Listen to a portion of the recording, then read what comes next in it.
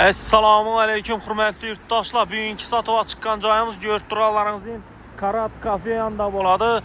Buyanimiz park bo'ladi, 4 dana. Parkning arayani Dekkan bozor bo'ladi. Mestasini umuman gap bo'lishi mumkin emas. 4 etajli, 3-etajında bir xonali kvartiramiz tayyor, to'g'ri girib yashaydigan satova chiqdi. Buyanimizga keladigan bo'lsak, hurmatli yurtdoshlar, berimizda ana shumbola ko'rinib turibdi. Stadion dum zo'r joyda, buyanimizda Darital zo'r mestada bir kanal kvartira satova chiqdi. Esa joyimizning ichki qismi bilan tanishib chiqamiz. Getdik esa hurmatli yurtdoshlar.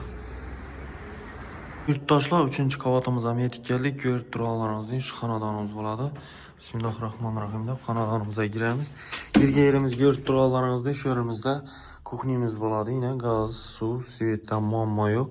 Shaharning qoq markazi bo'ladi. Hamma joyga yaqin. Bu yanimizda Dekkan bozor, park, bu yerimizda Shumbola, Karat kafe, Olimpiya stadioni dum zo'r joyda joylashgan 3-qavatda bo'ladi hurmatli yurtdoshlar. Bu yanimizga keladigan bo'lsak, to'g'rimizda bu yerimizda yine tualet, vannasi, yine ko'rib turganlaringizdek kafe qilingan ajoyib bo'lib turibdi, remontdan chiqib. Yine joyimiz umuman gap bo'lishi mumkin emas.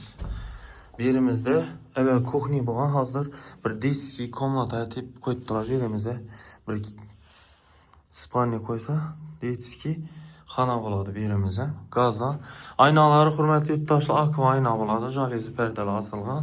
Remontdan chiqib turibdi, toza. Zudlik bilan sotiladi joyimiz. Yine bu yerimizda ham eshigi bor. Yine eshigini yapib qo'ysangiz bo'ladi. O'rnimizda ham eshigi bor. Toza eshik qo'ygan, remontdan chiqib turibdi, ajoyib bo'lib. Yine joyimizni ko'rib turganlaringizdek ajoyib bo'lib turibdi.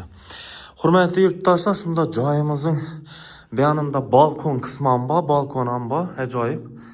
Yine akfa aynalar qo'yilib turibdi, ajoyib bo'lib.